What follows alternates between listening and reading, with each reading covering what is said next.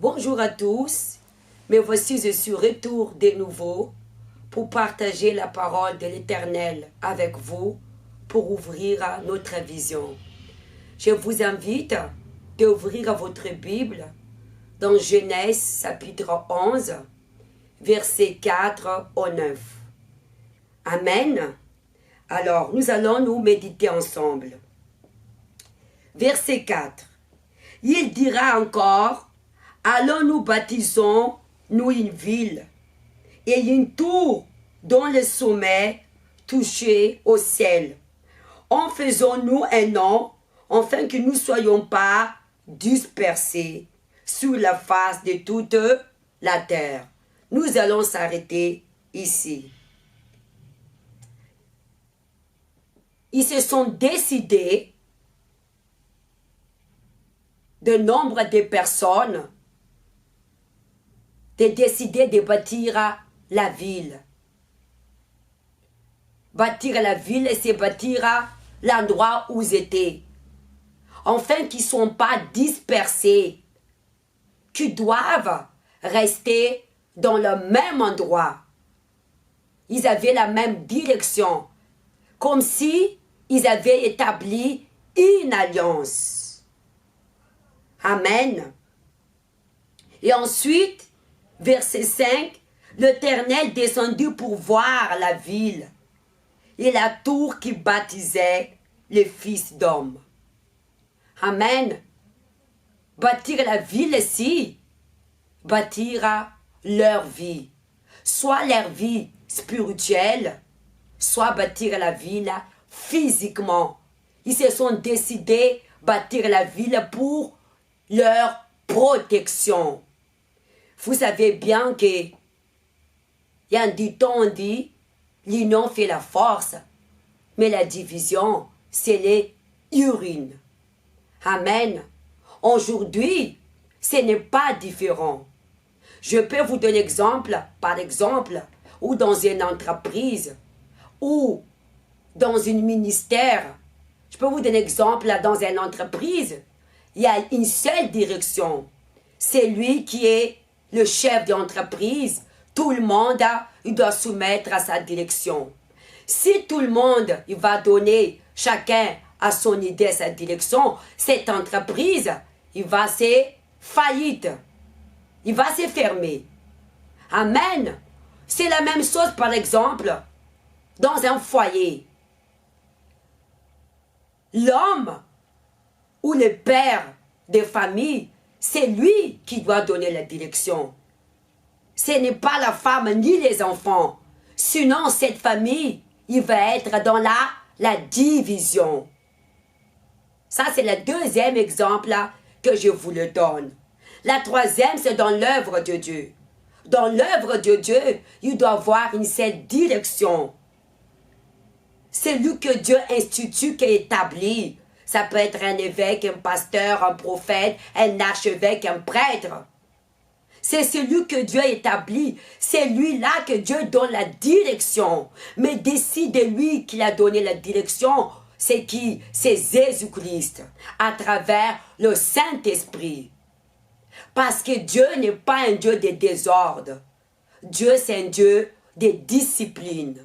Et si tout le monde va donner une direction, cette œuvre ne peut pas avancer. La maison est divisée, Jésus l'a dit, ne peut pas subsistir. Amen. C'est pourquoi parfois, dans le royaume de Dieu sur la terre, elle n'est pas soudée. Elle n'est pas fondée sur le roc comme le Seigneur Jésus voudrait qu'il soit. Le royaume de Dieu sur la terre, elle s'affaiblit. Parce que tout le monde veut donner sa direction. Tout le monde veut donner son point de vue. Tout le monde veut se comparer que telle église est meilleure que les autres. Nous ne sommes pas là pour donner de notre opinion ou notre direction. Nous devrons avoir le même mot, le même langage de quoi? De servir Dieu. Quand nous avons la même langage, la même direction de servir Dieu, nous formons un seul peuple devant Dieu. Amen. Alors, verset 5, l'Éternel descendit pour voir la ville, et la tour baptisait le Fils des hommes. Est-ce que leur idée était mauvaise? Non, leur idée n'était pas mauvaise. Ils veulent qu'ils restent ensemble, unis, parce que l'union fait la force. Ils veulent aussi protéger la ville, protéger aussi, quand la ville on parle aussi ici de leur famille. Amen. Ils veulent protéger. Ce n'était pas de mauvaises idées. Par exemple, je peux donner un exemple. Il y a des ministères de Dieu. On voit sur cette terre, ils ont un seul quoi? Un seul nom. Par exemple, ça peut être une église de Bethel ou une église des pentecôtistes. Ils ont un seul nom. Comme c'est écrit dans la Bible. Pour qu'ils soient unis et qu'ils soient dans la même direction. C'est leur propre nom initial. Amen. Et Dieu a vu que leur idée était bonne. Amen. Parce que même le royaume de Dieu, ce n'est pas un royaume de désordre ou de quoi? De la division. Même les royaumes, pourquoi ici sur la terre, les royaumes de Satan, ils sont forts? Parce qu'ils ne sont pas divisés. Ils marchent tous dans le même objectif de quoi? De détruire l'œuvre de Dieu. C'est pourquoi Satan, il permet la division au sein de l'Église. Tout le monde veut donner leur opinion, leur direction, au lieu d'avoir le même langage de servir Dieu. Amen. Alors nous allons continuer au verset 6. Et l'Éternel dit, voici ils forment un seul peuple, et tous une même langue. Même langue ici, c'est la même direction. C'est là qu'ils ont entrepris maintenant, rien ne les empêchera de faire tout ce qu'ils auront projeté. Quand nous marchons dans la même direction, l'union fait la force, je répète de nouveau, personne ne peut nous arrêter. Amen. Et ensuite, verset 7, alors nous descendons et là, l'Éternel lui dit, alors nous descendons et a confondu leur langage. Il y a une contradictoire ici. Dieu dit que nous formons un seul peuple si nous marchons dans le même langage. Mais lui-même, l'Éternel a descendu pour voir. Il y a une contradictoire. Parce que l'Éternel est Dieu, alors nous confondre leur langage. Amen. Nous allons méditer qu'est-ce que l'Éternel nous vient nous dire par là. Alors nous descendons et la confondons leur langage, afin qu'ils n'attendaient plus la langue les uns des autres. Et l'Éternel dispersa loin sur la face de toute la terre. Il cessera de bâtir la ville. Qu'est-ce que ça veut dire que l'Éternel dit? Alors nous confondons leur langage. C'est une bonne question. Ça veut dire les plans de Dieu pour vous, ce n'est pas le plan des hommes. Moi, je peux être dans une institution. Peut-être l'homme, elle a une direction pour moi, mais ce n'est pas dans la direction de Dieu. Nous avons le même langage, servir Dieu. Mais nous n'avons pas le même appel. Nous avons la même direction, mais nous n'avons pas la même vision. Je ne parle pas de la vision de l'homme, mais la vision de Dieu. Nous n'avons pas la même reçu la révélation de Dieu. Je peux être dans une église, amen, mais peut-être, ça c'est beaucoup d'erreurs des hommes, en disant que si Dieu t'a mené dans un endroit, tu dois servir dedans. Oui, la même langage que nous devrons avoir, c'est de servir Dieu. Mais nous sommes différents. Chacun devant nous, l'Éternel a déjà préparé un plan. Elle n'est pas forcément de rester dans le même endroit.